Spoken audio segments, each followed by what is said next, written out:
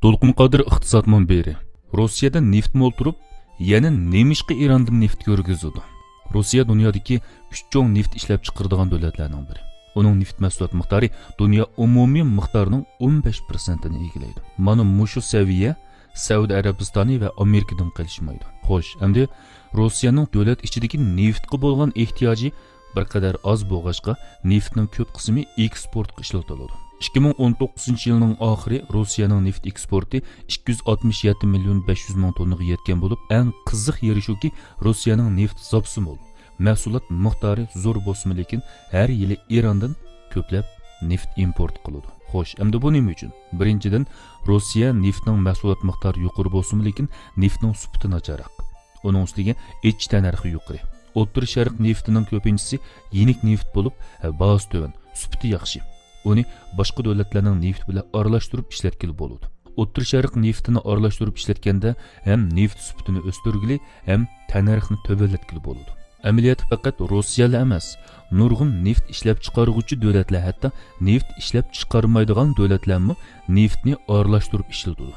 Masalan, Osiyodagi bir qism sanoat davlatlari yepishqoq Venesuela nefti va Saudiya Arabistonininki yenik neftini aralashtirib ishlatadi. Endi bu aralashtirilgandan keyingi neft ham arzon ham sifati yaxshi. Shunga neft import qilishga tayindigan xaridorlarni aldash qilmoqchi keladi. Buningdan Rossiyaning nemishqa Erondan xam neft import qilganligini tushunib olish balkim tas bo'lmasligi mumkin. Endi ikkinchidan deganda Rossiya bilan Eronning munosabati quyuq bo'lib, ittifoqdosh hisoblanadi. Amerikaning jazolashi bilan Eronning kuni nihoyat tasdi o'tdi. Ishlab chiqarilgan neftni sotilmay moliyasi qisilib, iqtisodiy vaziyati keskin bo'ldi. Rossiyaning Eronning neftini sotib olishi Eronga qilingan bir xil madad va yordam hisoblanadi. Amaliyotda Eronning umid bog'laydigan davlatlar ko'p emas, chunki Amerikadan qo'rqmaydiganlardan faqat bir nechasi bor. Rossiya Amerikaning eng chong raqibi. Uning ustiga Qrim voqeasidan keyin yana Amerikaning jazolashiga uchirdi. Shunga Rossiya Amerikaga pisand qilmay, yanada Erondan neft import qiladi. Rossiya Eronning neftini import qilish orqali Eronning iqtisodiy qiyinchiligini yanada yengillatdi.